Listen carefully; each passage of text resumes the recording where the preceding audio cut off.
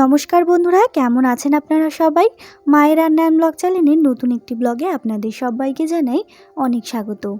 আমি আজকে শেয়ার করব ভোলা মাছের একটি দুর্দান্ত স্বাদের রেসিপি। আজকের রেসিপি শাপলা ভোলা। তো বন্ধুরা, ভোলা মাছের তো অনেক রকম রেসিপি খেয়ে দেখেছেন।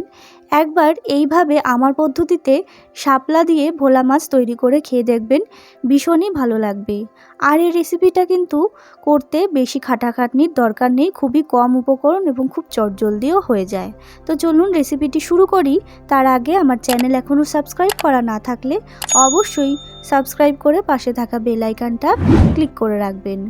প্রথমেই আমি এখানে নিয়েছি 5 পিস মতো ভোলা মাছ। এটা কিন্তু পোয়া ভোলা। এরপর আমি নিয়েছি শাপলাটাকে কিন্তু আমি কেটে নিয়েছি। তারপর ভোলা মাছটার মধ্যে আমি লবণ এবং হলুদ মাখিয়ে নিচ্ছি খুব ভালো করে। লবণ এবং হলুদ মাখিয়ে কিন্তু আমি বেশ কিছুক্ষণ রেখে দেবো, যাতে মাছটার ভিতরে লবণটা ঢুকে যায়। তারপর আমি নিয়েছি এখানে সর্ষে। আমি এখানে কালো সর্ষে ব্যবহার করেছি, আপনারা চাইলে সাদা সর্ষেও ব্যবহার করতে পারেন। আর নিয়েছি ঝালের জন্য গোটা কয়েক কাঁচা লঙ্কা। এবার মিহি পেস্ট তৈরি করে নেব। তারপরে আমি সরাসরি গ্যাসে একটি ফ্রাই প্যান বসিয়ে দিয়ে তার মধ্যে দিয়ে দিলাম পরিমাণ মতো সর্ষের তেল। পুরো রেসিপিটা সর্ষের তেলেই করব।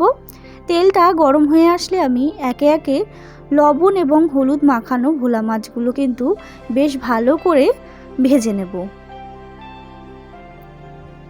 তো দেখুন বন্ধুরা, মাছগুলো কিন্তু খুব ভালো করে ভাজা হয়ে গেছে। এইভাবে কিন্তু আমি আরও মাছগুলো ভেজে নিচ্ছি।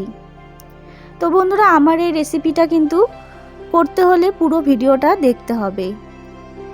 তারপরে আমি সেই মাছ ভাজা তেলের মধ্যেই দিয়ে দিলাম কালো জিরে ফোড়ন। ফোড়নটা একটু ভাজা হয়ে গেলে দিয়ে দিতে হবে লঙ্কার গুঁড়ো, হলুদ গুঁড়ো, লবণ এবং চিনি। আমি সমস্ত গুঁড়ো মশলা একসাথে করে রেখেছিলাম, সেটাই দিয়ে দিলাম। এরপর একটু নাড়াচাড়া করে নিচ্ছি। একটু নাড়াচাড়া করেই দিয়ে দিতে হবে সর্ষে এবং কাঁচা লঙ্কার পেস্টটা। আমি সেই পেস্টটার মধ্যে কিন্তু একটু জল মিশিয়ে রেখে দিয়েছিলাম, যাতে কষানোর সময় পুড়ে না যায়। এবার হালকা করে একটুখানি কষিয়ে নেব। জানেন আপনারা সবাই যে সর্ষে বেশি কষালে কিন্তু তেতো হয়ে যায়, তাই হালকা করে একটুখানি কষিয়ে নিচ্ছি। তো দেখুন বন্ধুরা, সর্ষে কিন্তু কষানো কমপ্লিট।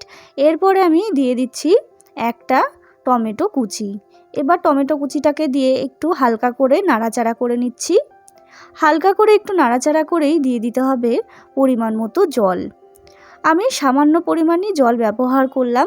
আপনারা যেরকম ঝোল খাবেন সেই পরিমাণ জল দিয়ে দেবেন। এরপর আমি দিয়ে দিচ্ছি ভেজে রাখা ভোলা মাছগুলো। ভোলা মাছগুলো দিয়ে কিন্তু আমি ভালো করে ঝোলটার সাথে ফুটিয়ে নেব, যাতে মাছগুলোর ভেতরে ঝোলটা ঢুকে যায়। তো দেখুন বন্ধুরা, ঝোলটা কিন্তু ফোটানো কমপ্লিট। এরপরে আমি দিয়ে দিচ্ছি কেটে রাখা শাপলাগুলো একটুখানি পরেই দিতে হবে।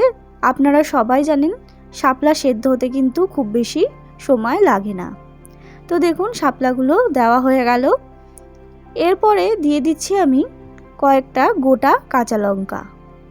যে যেরকম ঝাল খাবেন সেই পরিমাণ কাঁচা লঙ্কা দিয়ে দেবেন। আর দিয়ে দিচ্ছি কাঁচা সর্ষের তেল। এবার আমি একটা ঢাকনা দিয়ে ঢাকা চাপা দিয়ে বেশ কিছুক্ষণ রান্না করে নেব। তো দেখুন বন্ধুরা, বেশ 10 থেকে 15 মিনিট পরে ফিরে আসলাম। শাপলাগুলো কিন্তু খুব ভালো সেদ্ধ হয়ে গেছে। দেখতেই পাচ্ছেন সমস্ত মশলাগুলো কিন্তু মাছের মধ্যে এবং শাপলার মধ্যে ঢুকে গেছে। তো বন্ধুরা, আমার কিন্তু রেডি এই শাপলা ভোলার রেসিপি। তো দেখলেন তো বন্ধুরা কতটা চটজলদি হয়ে গেল। তো চলুন এবার সার্ভ করে দিচ্ছি গরম গরম ভাতের সাথে এই শাপলা ভোলার রেসিপি। একবার হলেও বাড়িতে ট্রাই করে দেখবেন এইরকমভাবে, এই পদ্ধতিতে এই শাপলা ভোলার রেসিপি।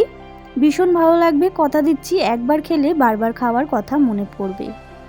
আমার এই রেসিপিটা ভালো লাগলে অবশ্যই একটা লাইক করবেন, কমেন্ট করবেন, শেয়ার করবেন আমার চ্যানেলটাকে। আমার যারা এখনও নতুন বন্ধুরা সাবস্ক্রাইব করেননি, তারা অবশ্যই সাবস্ক্রাইব করে আমার পাশে থাকবেন। দেখা হবে নতুন একটি রেসিপির সাথে। ধন্যবাদ।